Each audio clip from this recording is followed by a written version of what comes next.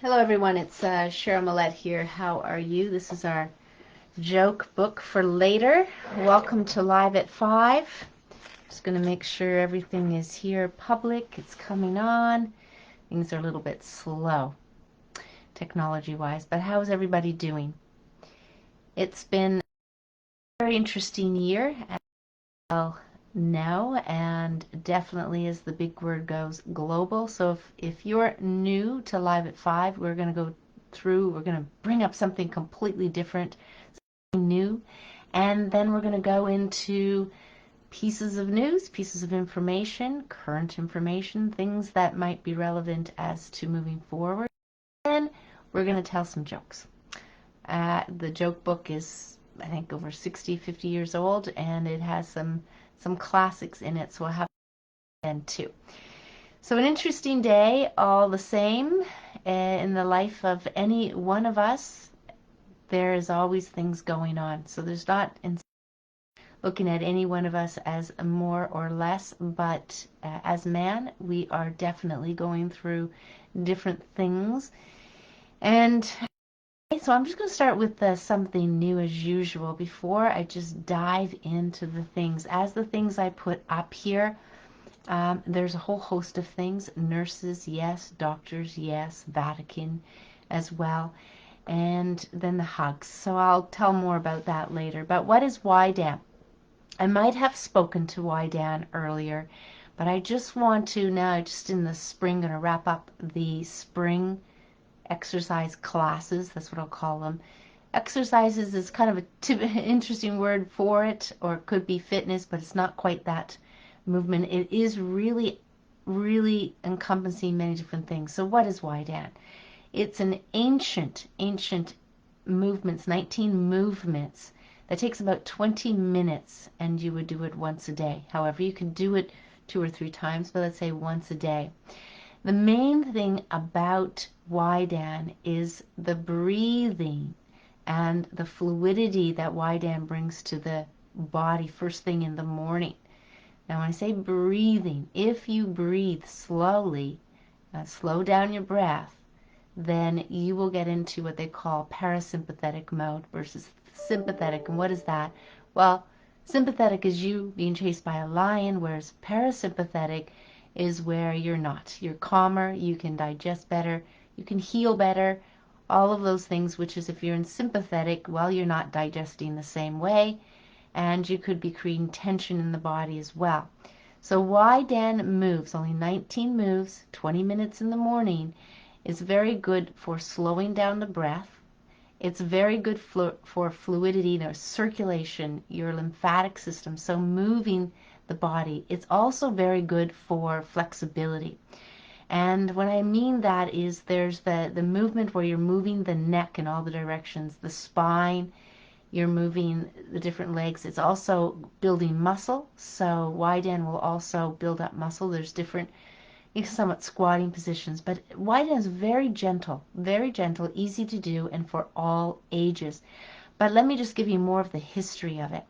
So thousands of years ago, this was something that the dynasties, over in Asia would do, and it was kind of for their purpose. But you can see, once you see, I'll put a link for you to see a demo of it with a few of the moves.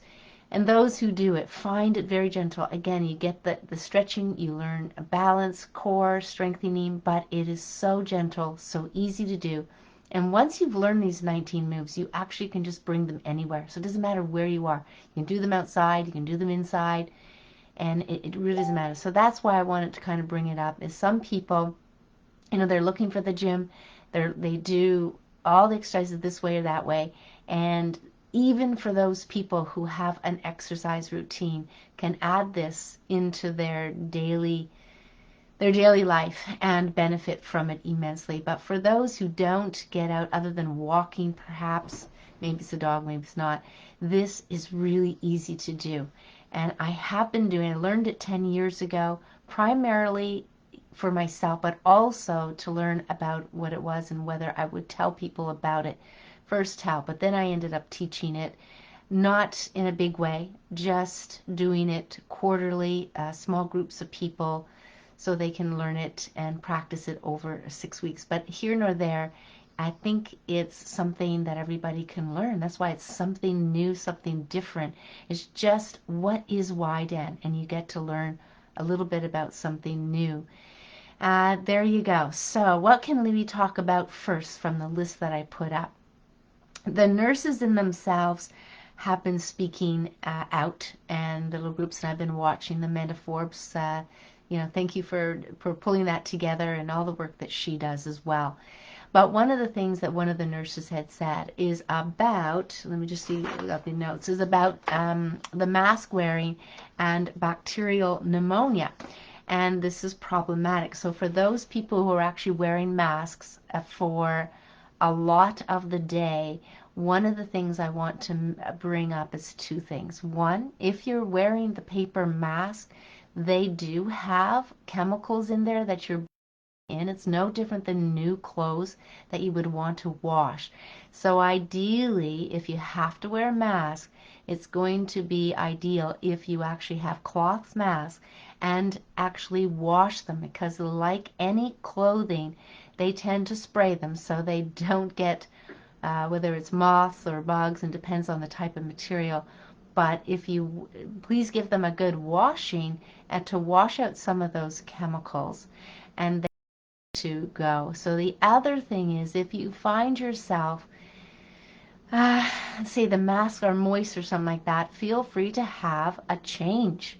Don't wear the same one all those hours if you have to wear one. And the other thing was, to change them regularly, at least from one day to the next, not to repeatedly wear them. Because this can, once you're breathing out air, unless there's kind of fresh air going in and out. If bacteria kind of accumulates anywhere, it might not be a positive thing, and then you're just breathing it back in. So we know fresh air is the best, and the masks aren't ideal for that. But I just wanted to bring up those 2 points, is to change them regularly, and to also get a cloth mask and make sure it's washed. And that would be important, so that you're not breathing in the chemicals, and take it off whenever you can. I hear you can take it off when you're drinking and when you're eating, so that would be ideal. So I wanted to just bring up that regarding the nurses, because that to me is important. If you can avoid the bacterial pneumonia and having that in, and getting out as much of the waste product through your breathing, is going to be ideal. But if it gets trapped in the mask, then that is something that you're breathing in when you're breathing in again, right? It's not being dispersed in the air. So I want to definitely bring that up, because safety, I can't say enough about safety in many areas of your life, and we might as well talk about masks right now. Another thing that I'm definitely going to post the links down below for sure, is this idea here of hugs. A different article headlines here from the BBC, where is they are now allowed to hug, which I didn't know they weren't allowed to hug. But here's the Guardian. I'm sure this is in the UK. Johnson, as we know, the political leader there, to allow hugging and indoor venues to reopen in England from May 17th onward. So that's, very interesting. He had some other ones here about the hugging. Let me just go in here and see. The Journal. Hugging loved ones, indoor dining and foreign holidays get green light in England as restrictions to ease further. So that's, that's the truth of the matter. This is some of the news that people are being, they're seeing, and then being, super cautious, and maybe overly cautious in some ways. Boris Johnson will confirm hugs from Monday at 5 p.m. briefing. So England will record 0 COVID deaths for the first time since July, I guess, of last year perhaps, as Britain's overall outbreak stays flat with 4 fatalities and 2357 cases. So in one way, we can say, yay, this is good. Even, I bet it's about 14, 15 months later, we're still doing some of these things. The thing that to look at facts and charts is really to understand that whether it's the states or particular states or countries, when you're seeing countries that have locked down and ones that haven't locked down, they follow there's the same curve as far as what's going on and what's not. Being mindful, they kind of label that as no different than a typical flu. So we have these things. Ideally, we're kind of looking at vulnerabilities. In the long run here, we really want to look at vulnerabilities. Why do we have all this vulnerability?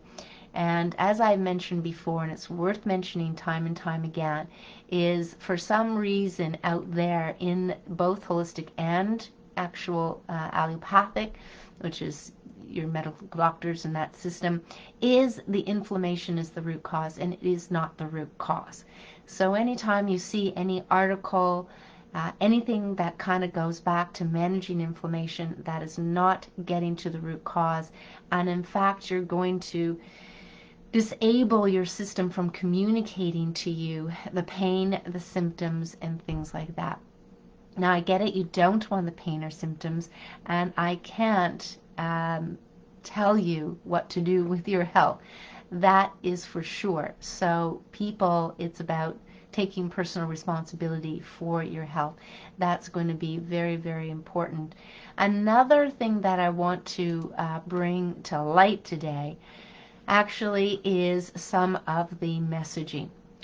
It is clear now that I have participated in listening to the Vatican Conference for 2.5 days. Now, I didn't listen to all of it, and there's a couple of things, and I did download all the transcripts, and I'm planning to watch another handful more of the videos. They were all recorded. They're happy to have you have access to them forever and a day, and I will go through that as well for sure. But the thing is the messaging. So I watched a video that actually was, because I don't watch mainstream media, and you might be in that as well, and maybe just watching movies even off of Netflix, people are saying there's still the programming aspect. So no matter what you're hearing, whether it's from a group of friends, they all say the same message, whether it's from books, whether it's from articles, whether it is from mainstream media, the news, whether it's from movies. I watched Pandemic, and that's on Netflix. I don't really watch Netflix either, but I went on just to see if there were anything, and there was a show on Pandemic. So I'm going to talk about the messaging that's coming through loud and clear, and all of those venues. Even the book Sapiens that I've talked about before is so pro-vaccines. Just get it, just get it. And it's repeated in there very strongly with confidence, And the pandemic, same thing. The messaging came clear, although they did have a woman with her 5 kids on there, and she was saying, my body, my choice, and teaching her children the same way. So she was all about how does she able to get through that. I've only watched 2 of the episodes. I'm not sure how many there are, but at the end of the day, I will finish watching all of them. But very, very, very pro-vaccine. In fact, a retired nurse set up a program to make sure all the immigrants that came into the U.S., at least through this particular station, got their shot, got their shots before they came into the country. Like it was a savior. They were doing them a favor. So I have my take on that, of course. And in the Vatican, same thing. Very pro that. In the messaging, I hear $50 million was spent recently, and I'm going to say it is definitely targeting hesitancy or vaccine hesitancy or injection hesitancy. It absolutely is. I mean, if everybody were going to get it, why would you need to spend money at all? So the reason that they're spending and doing all this marketing is to get you to get it, and they constantly show pictures. They have different campaigns. In fact, it's a bit interesting to watch for sure. The marketing, the messages, how they have made it, I don't want to say sexy, but very creative. You know, the jab, pull up your sleeve, pull up your arms, something like that. So I'll post what I have found. The other thing is attending the Toronto District School Board, the same thing. Most of their messaging, most of the presentations, we're geared towards you having a better understanding of the of what it is. After listening for an hour, I did put in several questions. I got most of my questions answered except for the question about shedding. And that's going to lead me into the Health Canada comment on Little Phone. You might have watched that video. And also the other question that they didn't answer was the vitamin D. Now I still have to explore vitamin D. Somebody, good friend of mine, Susan, mentioned that somebody's posting something about it is, again, another play. So I want to repeat this as well. When we come to any situations, I mean, if I was a how can I say, a bright business person, I would want to make sure that I have things set up that if they don't want this over here, they want this over here. You know what I mean? So in some ways, sometimes businesses offer 3 tiers, or you've heard of the different packages. So if you want to come in at this, well, okay, you're going to do this, and okay, well, we have this for this group of people, and we have, you know, this over here.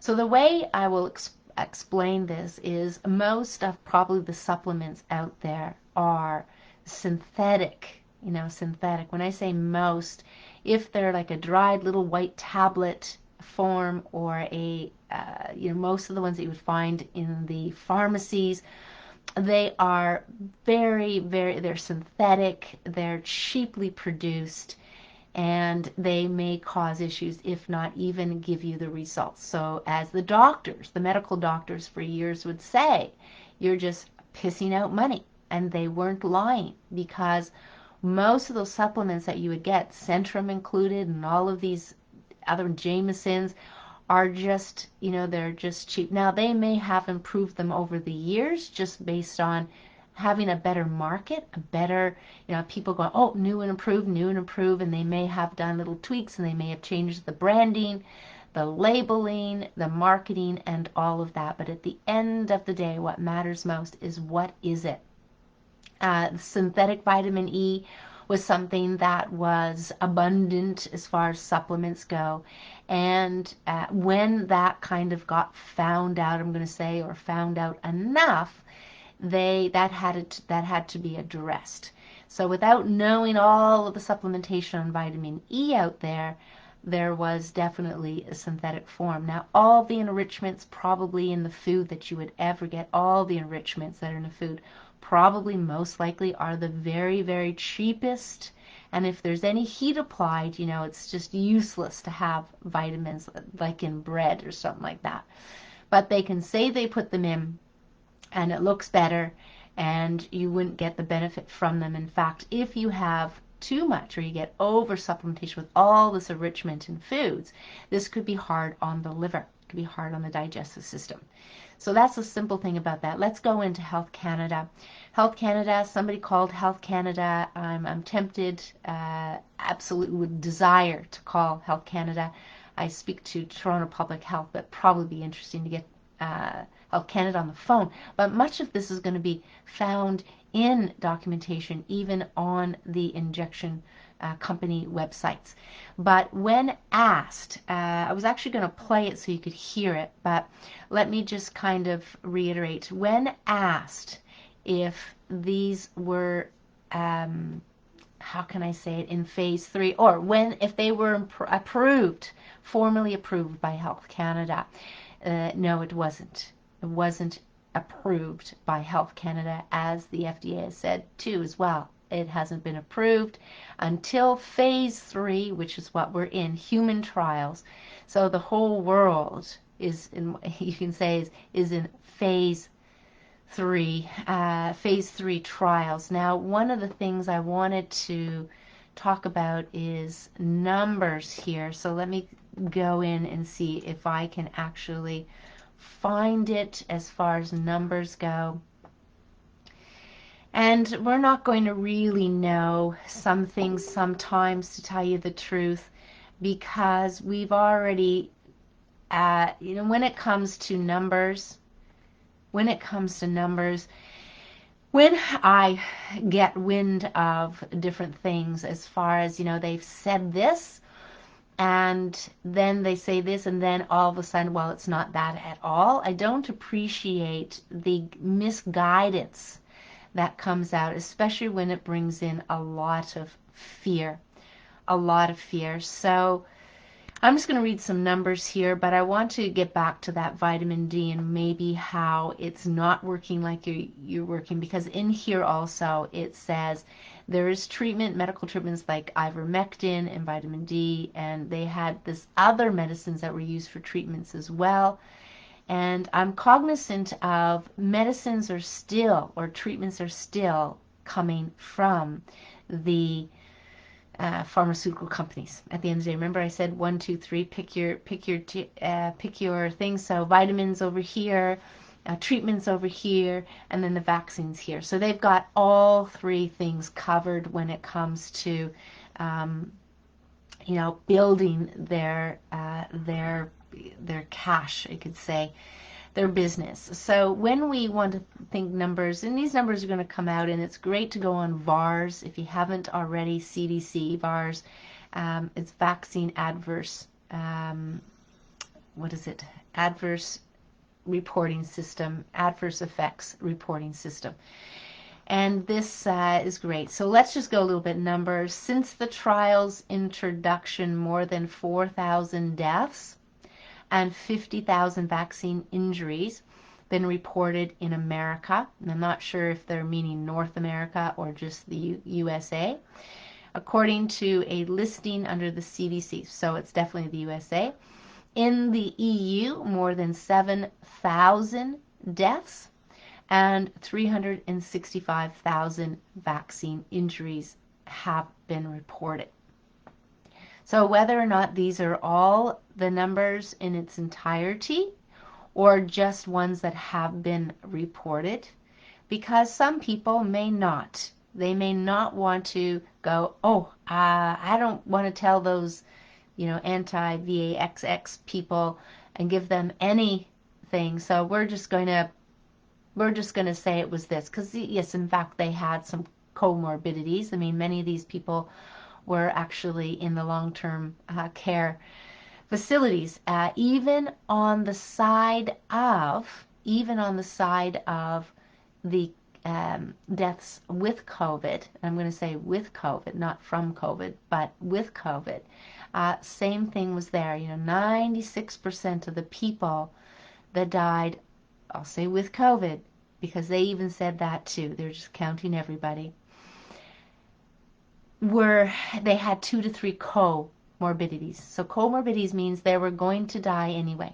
Kidney failure, and they were maybe in palliative care, maybe they had stage 4 cancer, maybe they had quite a few conditions. So 2 or 3 comorbidities, but alongside that means they were probably on medications and so forth. So we understand that the vulnerable is the way to look at it. And I don't know if you read about the age 13-year-old or heard there was discussion from that. I think it was the nurses, if not the doctors, where apparently the family had not been out at all except for the father to work. And there was, dietary issues. There was all kinds of things kind of going on at that time. And apparently the dad did not, when his daughter got sick, they did not want to bring her to the hospital, so there was delay in getting care. And this has also been an issue. Or in the case of some cases, which is a neighbor whose friend got turned away because she didn't have COVID and then died in her apartment, and she was turned away twice with that. So here we've got many things going on. Rocco Galati doing some wonderful things. Definitely people trying to get out the information. So the independent reporters, investigative reporters, really, really, really good. What the nurses also said is there was using some wrong protocols, but just going with it as far as what they were told to do without critical thinking. So hats off to all the people who are actually standing up. So, when we go and watch the news, I'm going to get into the Vatican now. Why would I choose to watch and spend a bit of time watching it? Because in some ways I get an insight as to what they are saying, what they are trying to seed the mind, and actually, in fact, who's participating. Who is participating in that particular wanting to, roll out, and I'll get to what I think is the crux of it because I did watch the last ones. So let me just kind of get into I got a bunch of notes here. So I just want to kind of get in. Let me just go back so I'm actually have you on camera to see if there's any questions or whatever. Vitamin recall at Costco stores, if you didn't already mention that. Didn't mention it, Howard. Thank you. And recalls are something not to take lightly. They won't stop the emergency authorization even if it goes beyond the trial period, nor would they stop yet the jabs injections with numerous injuries or death. No, I think it's almost like a brainwashing, as we keep hearing. According to the U.S., large numbers of 4,000 deaths, yeah, that's only 1%, translates into 396,000. So yes, these numbers, when you get into the numbers, and there's a great little clip that I actually downloaded of a bunch of pennies. I think it's 8,000 pennies, and that represents, let's say, 8 billion people. And he said, okay, so this is 1%. 1% or 10%. So he goes into 10%. He shows you at 10%. Then he goes to 1%. And then he goes to 0.01%. It ended up that of the 8 billion pennies that he had, only two pennies represents the deaths. 2. That's it, out of 8,000. So I will upload that somewhere, pass it down, because it's not so easy probably to upload here. So or I might be able to. So I'll try that. So let's go through the Vatican thing. It is clear, I want to say, before I kind of pull in some things here, who is following the narrative. With the chimpanzees and that whole evolution thing, right? That's been debunked. And so we are called the fifth great ape. So that's all BS, all BS stuff, really, in my opinion. And it's not to say that we can't appreciate the creatures, all the creatures, and give more credence to their sensitivities or to their abilities or any of that in the communication. Of course, that doesn't take away from the good work anybody would do that way.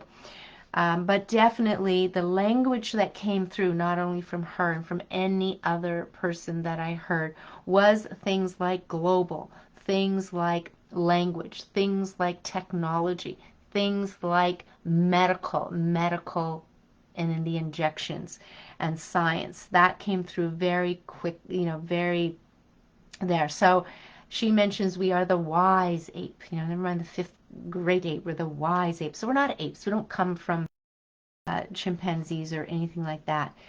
So there's some, obviously, what comes through sometimes when you're reading these is great wisdom as well. Great wisdom. And one of the things I will agree with is that each and every one of us can do our role in how we, take care of ourselves, our choices, to be less materialistic, to be kinder to nature, to get back into nature. That's only going to be helpful for all of us anywhere in nature. And definitely planting trees certainly is going to be very, very other person who talks. So keywords: global village, would come up. The compassion, I don't know how many times I heard the word collaboration, collaboration. So this is like a simulation of a certain group of people to actually join. I mean, the UN and the WHO are definitely those kind of institutions that were put into place. But in this case, they are mentioned absolutely throughout here as well. And so is the Global Economic Forum is also mentioned by the person who was with Salesforce. So that was interesting. Again, all these dropping of names. We're familiar with dropping of names. So dropping of names, the Gates, absolutely. So that was that. And what are some of the things? Yes, environmental pollution, toxins.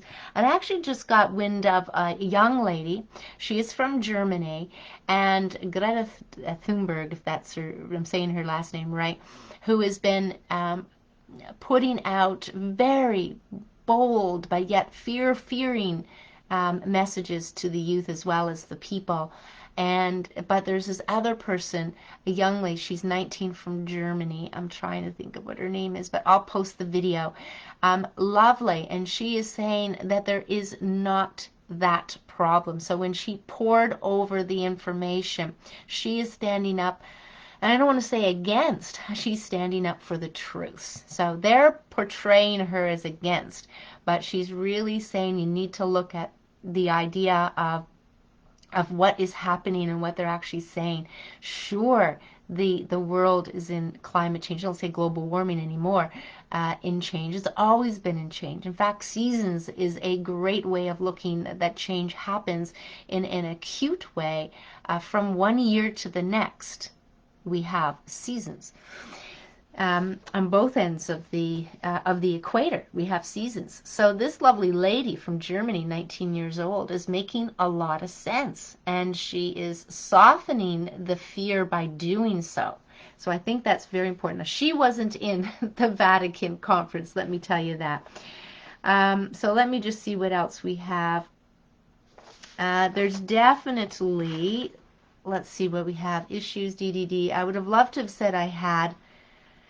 Yes, so again, some really good things can come about here. The person who is from Salesforce, that number one issue is the number of carbon. The lovely lady from Germany says that's not so, but the idea of deforesting without planting trees is definitely something. But it's happening. I think he was part of planting 6 trillion trees.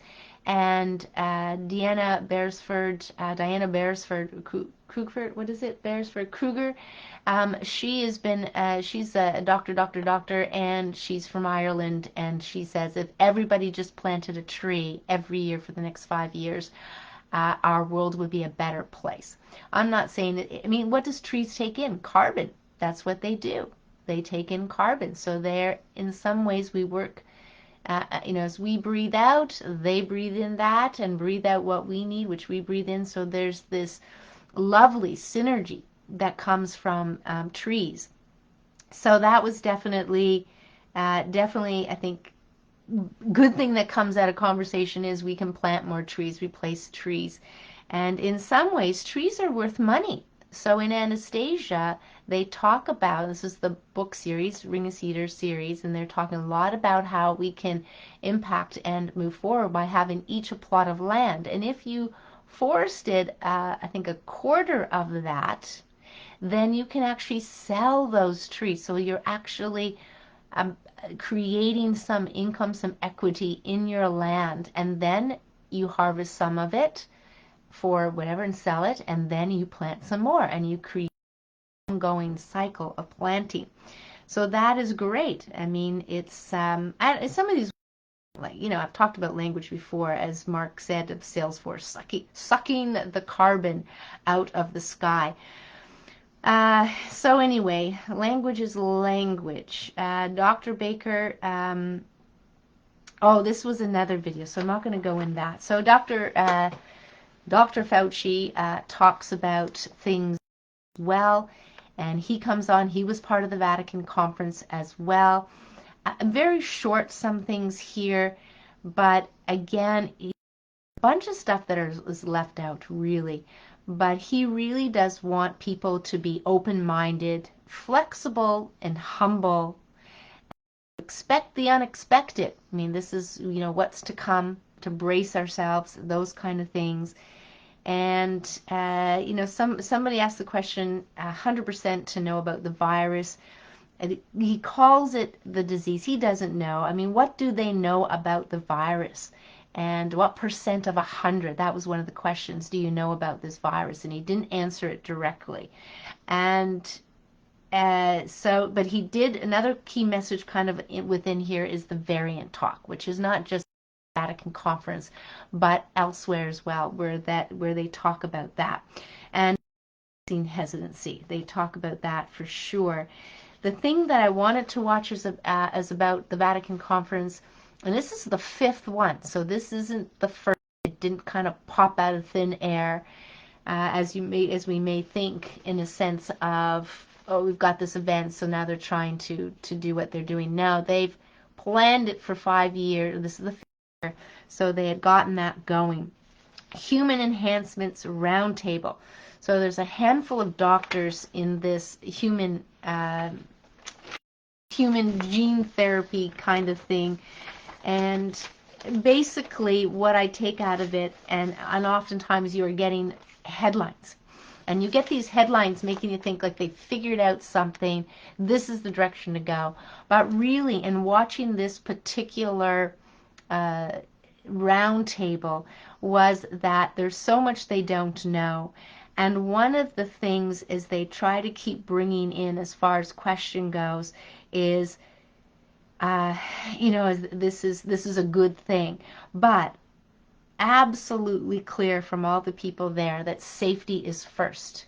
Safety is first, and at any point we need to make sure it's moral, and that people, we understand kind of what's going on. And they can't, they didn't really talk about anything specific other than it was new, and we're talking about humans and doing this for humans, because one of the things that they said, as far as human improvements, is what they called, let's improve humans. This is gene therapy, this is CRISPR, these are genetic engineering, where you are splicing out genes and maybe splicing in genes, something like that.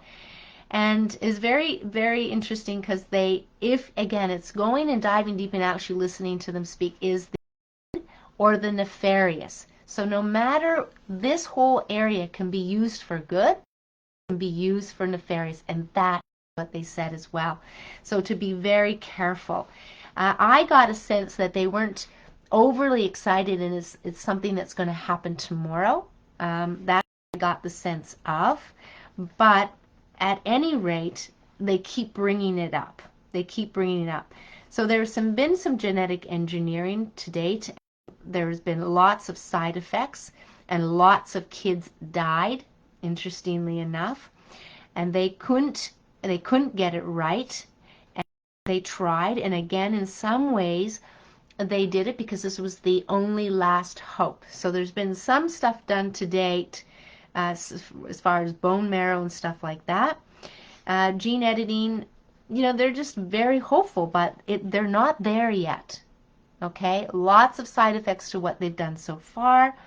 But as they say, well, once it gets worked out, if they ever work it out, in my opinion, it'll be great. Well, I don't know how great it is, changing what nature has made. The only reason why we have diseases is because we're not taking responsibility for our health, and two, the treatments are of not natural senses. We're dealing with the symptoms and not the root causes, and that's what it gets down to. So the whole genome project, if you've ever go and do that, I wrote about it in my book because I had to go and read that piece. It came up, and I started asking people in the neighborhood, or strangers or people that I know, about the genome project. Did you hear about the genome project? Oh, yeah, I remember it. Is it done?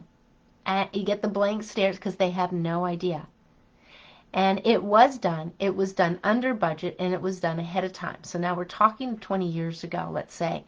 And what they found, what they discovered, was not 100,000 genome or gene sequences, protein sequences. No, they found about 30,000, which meant we were a lot closer to a number of the things now don't quote me on this, can't remember, it was like a hamster or something, and there was an insect, and so they actually genomed typed a number of other things, but not everything and anything. Discovered we were very close to them. Now let's think about this very quick. I'm going to bring in a bit of the spirituality or a little bit of the energy talk here. If we are all energy, wouldn't it make sense that we're going to be closer and mirror nature when we think of, there's oxygen, there's air, there's carbon, and there's all these simple elements that exist on our planet? Wouldn't we be closer? Now forget about the element table. I mean, there's only a number of things that we're talking about, life and living.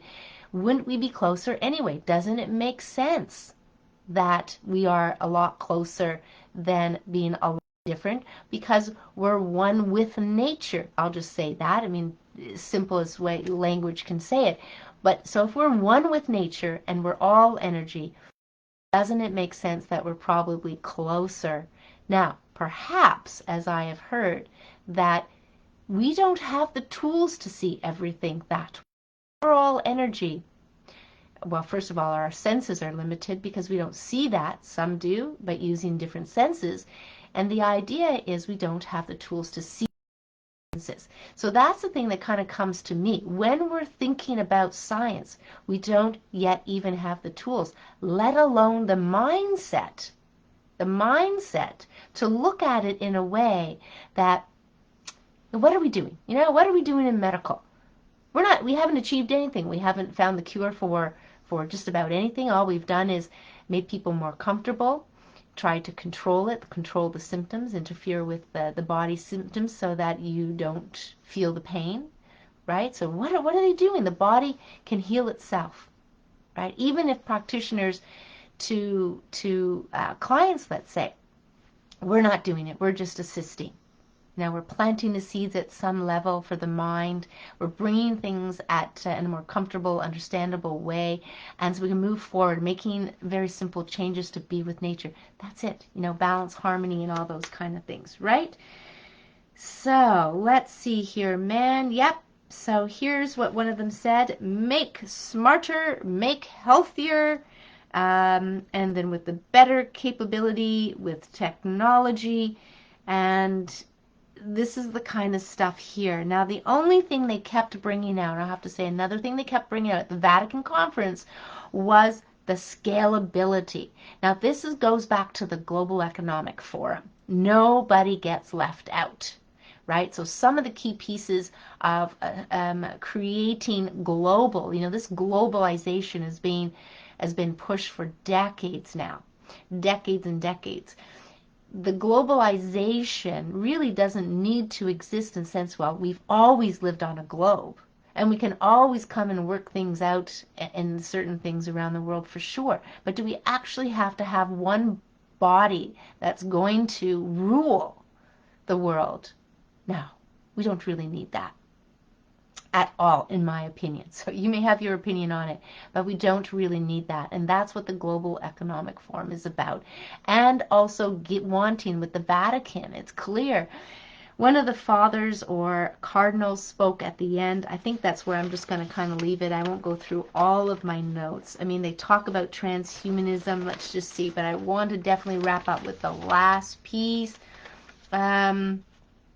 Yep, so they're talking about let's kill the pathogens, keeping the germ theory in mind being wrong.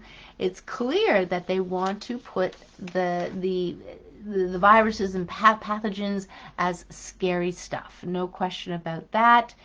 And they want to do enhancements, design the human, make it a superior species, maybe in the universe, but definitely comes down to morals. They definitely, where do we draw the line? So there's absolutely a curiosity to go down this road. And what else? Yes, so I think I mentioned that. So I'm going to leave it at that. The last thing I wanted to talk about is really the one person that was kind of facilitating this round table on the AI and technology and that is, well, how do you think we can go forward so that we can make some of this thing happen? Does it mean that we, the organization, come to organize something, get into, organization would be helpful, to engage globally, to get things organized. And what do you think about the Catholic Church of being that? Right? Because what they were kind of going through is science and faith. Let's bring together science and faith. So the push here was, well, the church, and in particularly only one Catholic, has the faith down. So what about the science? Now, what he did say is about the other, because there was another person that's heading up the science and faith department, and he was saying, well, we don't know enough about science, so we're going to need all the experts out there basically to come in and help us. But that's only if we kind of move to that direction, and I highly unlikely feel that many of them that are of the same mindset as myself want to move in the direction where you hand over so much, you don't own anything. What's their one of their slogan? You don't own anything and you're happy. So this whole bringing things together from a technological standpoint that way. So that's how I would just say that they kind of left that. That was at the end of there. Definitely, it's putting her in. That's probably that. So if you're listening away. So I watched the movie, The Pandemic on Netflix. I already mentioned that. And Gates did come in. There's a particular that came in, which is the universal flu vaccine. So good intentions, but they wanted to make this idea that they would figure out they're doing swine flu in South America, where they're using it on swine, not swine flu. They're using the flu, or there's universal flu vaccine on swine because they're similar to us. And that's how they're doing it. But the person who ended up funding this project is Bill and Melinda Gates Foundation. So they were able to, at the end of the day, they don't want anybody to die. But here's the thing. If you're going down a slippery road with how you're taking care of your body, what's going to come up? If you don't sleep for a night, don't sleep for 2 nights, don't sleep for 3 nights, is there any shot that's going to make a difference? Okay, some had, just they take uppers, right? And they go down that path. And then want to go to sleep? Okay, well, they take downers. Let's go to sleep. Uppers and downers, up and down. A drug solution, when that's not really what we want to do. We want to do. So there's a reason we have flus. There's a reason we get sick. There's a reason why we have symptoms. So it's to listen to that. So what else do you want to kind of bring into play here? I think that's it that way.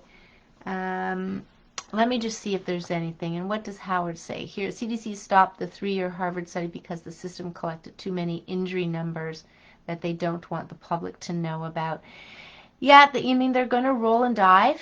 And diving as this is, they will stop things. Yeah, element of the VAR system. Yeah. And it's trickier to the system now. You really have to fill in parameters, and you actually get a file, like a spreadsheet file to download from VARS. Hello, sis. Absolutely. So let me just see what else I wanted to pull in. There's definitely some lighter stuff going on out there. I was talking to a person because I'm taking a group to Ireland, and hopefully in September. So we're just brainstorming on what that looks like, and we're all kind of there. I'm also going to post a link. This is to do with I believe he's in Ontario. I was not going to remember his name. Is to sign a petition against the new passport that they want us to get. So there's a lot of patience for people here that are feeling pressured. Yes, and then Health Canada, as well as saying that they haven't formally approved it, is to say that they are in their this is the experimental third phase. And the last thing that was mentioned on there was a question about the shedding. And the comment that Health Canada, mind you, this is a person on the other side of the phone, said, well, we haven't looked into that, right? So they don't have any data either way because they're not looking for it. Now, whether that's true or not, and they are, but those people don't know, is another story. So I'm also hearing that, and I did read this, is the CDC, I believe, they will now not accept anything that's 28 and over or over 28 as far as the PCR test as a positive. So things are starting to look like they are not wanting asymptomatic people to come in and get testing. So you can see how that looks. A whole lot less testing, a whole lot less false positives, a whole lot less showing cases of the COVID. The injections are working, right? Just again, a play. It's almost like we've got to think like we are playing Clue, some sort of a game here as to what looks like what and what they can have showing to the public. But definitely by watching some of the things, especially some of these advertisements, you can see who is actually playing along, who's going for the ride. Like I think it was Cindy Crawford was in the Vatican Conference as well. Dr. Hyman, who was, had a following as well. Deepak Chopra. Deepak Chopra. Now, I haven't listened to that one. I want to listen to that one. I wanted to listen to so many of them, but it was full on, 8-hour days or so, so 2.5 days, so I didn't get that. The other thing, what do I want to mention about it? If there is anything you want me to talk about, just bring it up because there's just no way I'm going to be able to unpack. I'm just kind of in the middle. Oh, this is really interesting. I did want to bring this up today as well. And this has to do with racial politics at Disney. So if you haven't already heard, which you probably might have, because, Disney has been in the doghouse before anyway. I remember at a school a decade or more ago, they basically eliminated all of the Disney books that existed in the public school where my daughter was going. But this is very interesting. This is something to actually look out for, and I think it's what do I think? I'm not going to think anything. I'm just going to talk to it. Really, it's almost interesting. But here we go. The wokest place on earth. Disney mounts an internal campaign against white privilege and organizes racial segregation affinity groups. So in essence, what are they trying to do? They're trying to make the white privilege feel very guilty and feel they have to whatever for their sins. I mean, it's one of these things that it's almost like saying, okay, you German people, you are still responsible for the atrocities that Hitler came up with. And so the interesting here, I mean, Walt Disney Corporation famously bills its amusement parks as the happiest place on earth.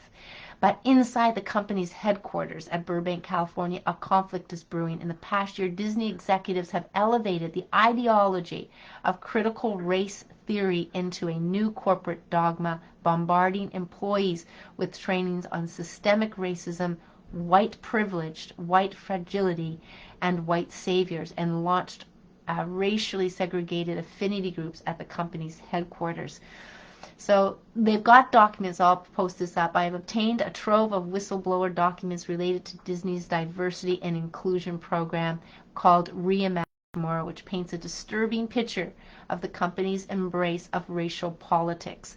Multiple Disney employees who requested to be anonymous out of fear of reprisals told me that the Reimagine Tomorrow program, though perhaps noble in intent, has become deeply politicized and engulfed parts of the company in a racial conflict. So at the end of the day, you can read through this. It's kind of like, yeah, work through feelings of guilt and shame, you white people. It's crazy. The core of Disney's racial program is a series of training modules. Again, more training. And what are they training on? Anti-racism. In one called the Allyship for Race Consciousness, the company tells employees that they must take ownership of educating themselves about structural anti-black racism, and that they should not rely on their black colleagues to educate them because it is emotionally taxing.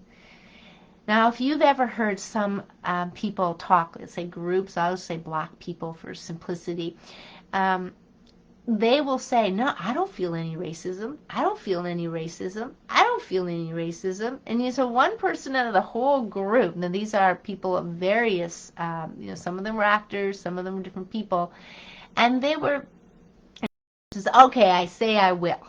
To start the conversation. Let's say, okay, I do feel it. Yeah, I've grown. I've been in. But in some ways, they're angry because they've been told that this exists. And they keep bringing it up. We keep bringing it up. There's no moving forward. It keeps being brought up. So, is the time to come together, just like I posted about flowers, it doesn't matter what color they are, what shape they are, what size they are, they're still flowers. And in essence, our differences around the world and all the difference that have been brought into divide for conquering, the different languages and everything like that, the cultures that are brought in and have morphed over the years, as all the different things that we have. There is no reason why man can't come together. How many people want their children or loved ones die in a war? Most of the people will say not. They do not want that. So here's what else says. The United States, the document claims, has a long history of systemic racism and transphobia. Maybe because they're telling us we do? And the white employees in particular must work through feelings of guilt, shame, and defensiveness to understand what is beneath them and what needs to be healed.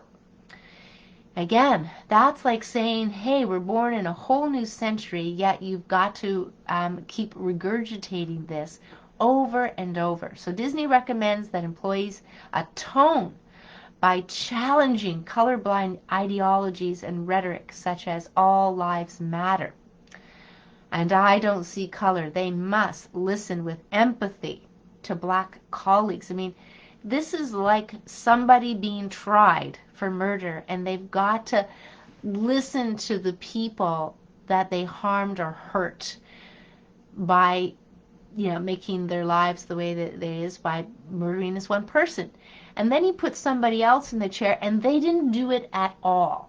Yet they're listening to all of this, which is all of what? It's been, again, it keeps happening because we keep talking about it. It keeps happening because there's actually people who want it to happen. So anyway, that's what we'll say. You can read as much as you want. It goes on, and then it has the documentation in there. So crazy as it is, I think that the key thing, and you can again reach deep with, all of us can reach deep in ourselves. So what matters most is that we come together, not in a global economic forum way, so that we have a bunch of unelected leaders that are, in my opinion, a bunch of white people, to tell you the truth. You'll look at them, and it may be the odd one. At the Vatican one, same thing, they have a sports guy in there, but generally speaking, they're all white, a bunch of white people. And okay, I'm white, so I'm going to say that. There are a bunch of white people. And I've seen some of these groups, and secret clubs and groups, not that they call them secret, all out. You look at them, they're a bunch of white people.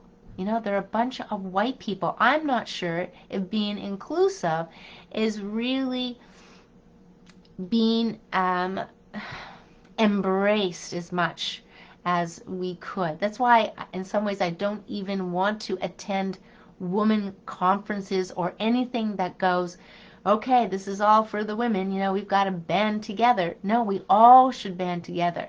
All should. After going to a couple of them, and I think they're all for good too as well, because people, it's a safe space. But at the same time, I think ideally we want to be able to communicate across all cultures, all whether it's gay, whether it's male, female, all people. And this is my thing that I've been saying lately and repeating to myself. We all want to be heard, right? So there's a very good time that we have right now with all the growth and everything to actually sit back and do our internal growth, as well as to listen to people, to what they have to say.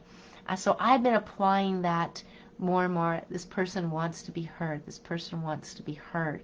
And then be able to input and bring us to that more place of peace, that place where we can be compassionate towards others, and in a sense, but not be run over, right? Not be bullied, not be those kind of things. Actually stand up, stand up. So interesting times. Yeah, I did have a sign that was on my lawn that said no more lockdowns. It just got taken down for how people were feeling about it in my household. So you just kind of have to let it go, and you just kind of have to let it go for sure. But at the end of the day, it's not worth it. But at the same time, we still have to be somewhat courageous in everything that we do. So if anybody's going to so I just want to mention a couple of things. So this, I think, worldwide rally this May 15th. So if you're in a town, a village, a city, look for that. I'm sure there's going to be something, or bring together a number of people. Don't have to be crazy, just bring together a number of people. But here in Toronto, so I'm bringing a small group from the walk club, but in friends and family as well. And we're going to walk to Queen's Park at the North End. So there'll be that. So I hope to see you there. And if not, you're going to be probably in somewhere of your neck of the woods in a rally. Also, I want to put out, so all businesses matter. They are gradually in various communities where, again, confidence, it's not easy to be courageous in some places, in some ways, but it can be, and it can be this. So I don't want to say it's not easy. It's doable, and so that's building and building. So all businesses are being told that you can open the 15th, not by the government. And some will, some won't, but where you can have support and do so, and at least it's the first wave, or at least a strong wave. Here in Toronto would take a lot more businesses to open, and then others may open soon after that. And this is kind of before they tell us that we can open our businesses. And I am finding out, as they've said, there's been some businesses that on the sly have not closed throughout this whole thing, myself included. But I don't really have what I call a storefront. So it's if I had a storefront, it'd be a different story in a sense of how I can speak. I haven't closed down, right? So easier said than done for that. But at the end of the day, would have been right up there. So let's do some jokes. I'm trying to think if there's anything else I wanted to comment on. The only other thing is the shedding thing. And I'm going to put this article. Scientists are working on vaccines that spread like a disease. So if you haven't read this, really what this says in the short of it is they could actually inject a small amount of the population, and in doing so, it would save them time. It would save them time. Is then that whatever they injected in would spread to people and spread to people and spread to people. So therefore, it wouldn't even matter if you didn't want to get it. In essence, they're saying, oh, this is going to make it easier. It's going to make it less time consuming. So we can see the benefit there for sure. And maybe they're saying it's cheaper.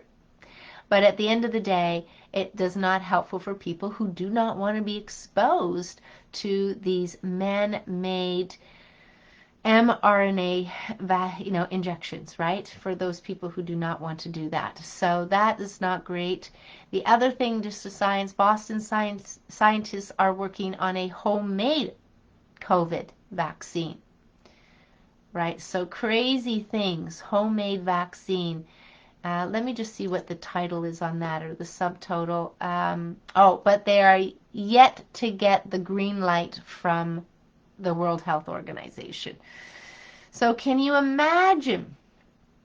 It doesn't say too much about that, but I'll put it up there. It just says even after the capacity to manufacture millions of vaccine doses has increased around the world, there are concerns that it will not be enough to stop the spread of the novel coronavirus by the end of 2021. It's already over, as Dr. Roger Hodgkinson said. It's over, and it probably wasn't where it needed to be in the first place. But something else is afoot, right? But a group of scientists from America's Boston area has found a potential solution to the issue, which would put millions of people around the globe at risk because of inaccessibility to COVID-19. So this is the whole Global Economic Forum where nobody gets left out, right? Nobody gets left out.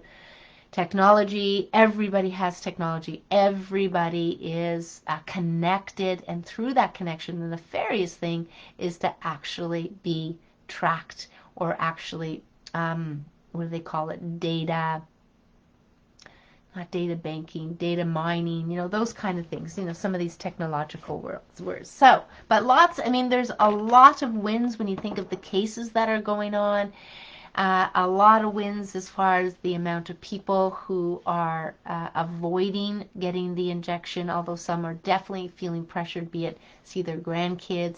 I've just been telling people if they could kindly explain to them that it is an experimental drug, it's still an experiment, and if they would just, give themselves several months and maybe come into some agreement as how they could see their grandchild, or just be okay with it for the next several months to see how things pan out.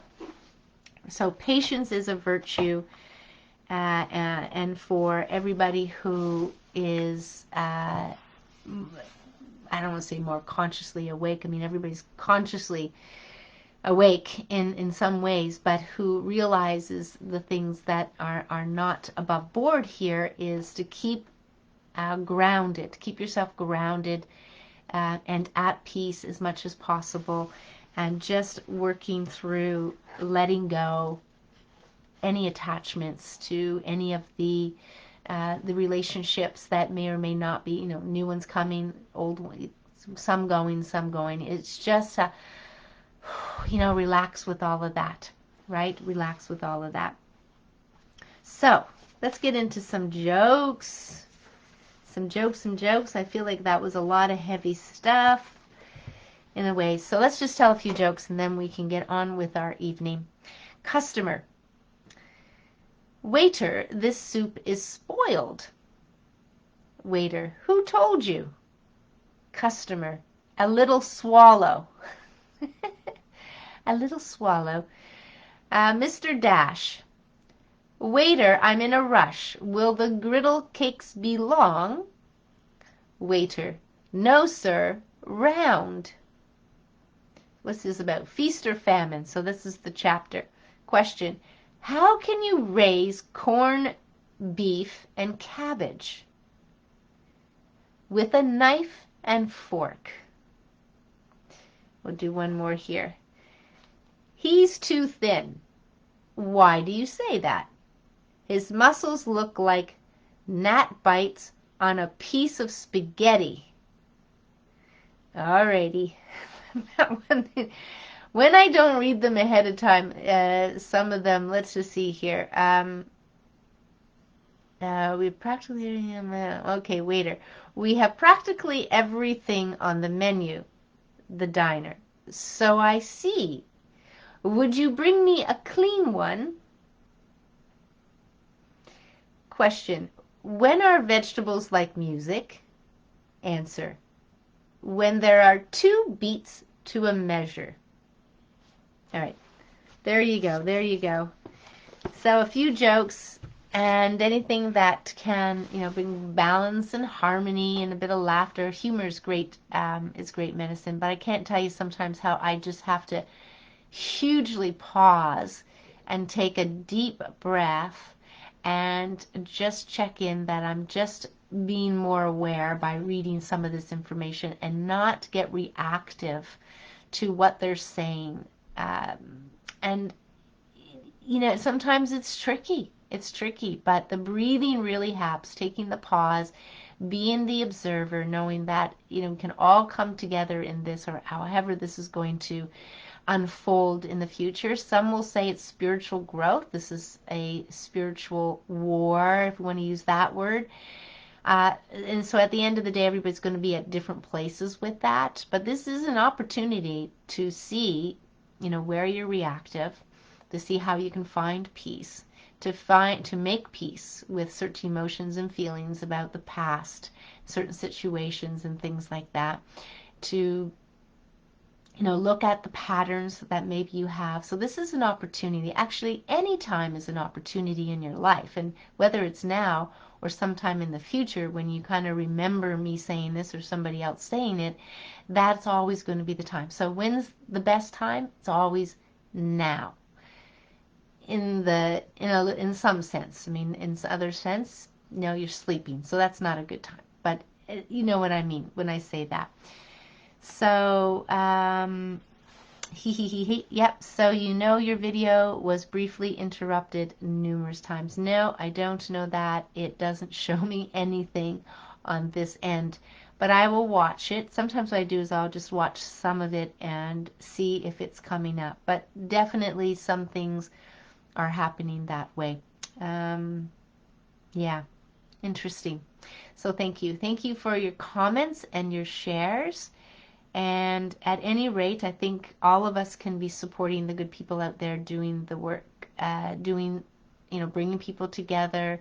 It can't be easy for leaders in some ways because you're trying to communicate information without getting on your high horse, without getting your ego involved. And this sometimes can be, it can be what it can be, but we still need leaders, right? We still need as many leaders, and I can see it's as peaceful as possible. You can see that streaming through the leaders more and more, which is really, really good. It's just sometimes, the reaction of what's going on, it's crazy. So surreal. So you too, Ferdinand.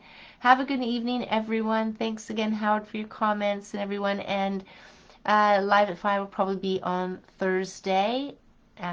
If there's nothing, great, but there's most likely going to be something. So Thursday I'll take an opportunity to come in and say some things, and I will post the links below so you can have the links and you can go and explore, and we'll go from there. Anyway, take care, everyone. Have a good evening, and we will see you again soon live at 5 or elsewhere.